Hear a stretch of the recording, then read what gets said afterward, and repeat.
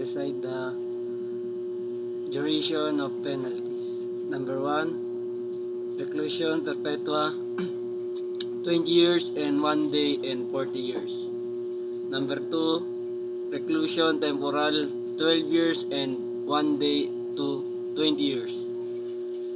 Prison mayor, 5 years and 1 day to 12 years. Number 4, prison correctional, 6 months and 1 day to 6 years. Number 5, arresto mayor, 1 month and 1 day to 6 months. Number 6, arresto mayor.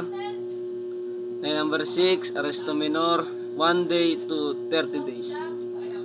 Destero equal to the duration of the penalty of arrest mayor in maximum period to the prison correctional in this minimum period 1 month and 1 day to 6 years.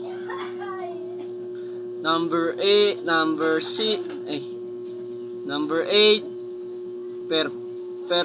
perpetual absolute disqualification during the lifetime of the convict. Number 9, temporal absolute disqualification year and 1 day ay 12 years and 1 day to 12 years, same as division.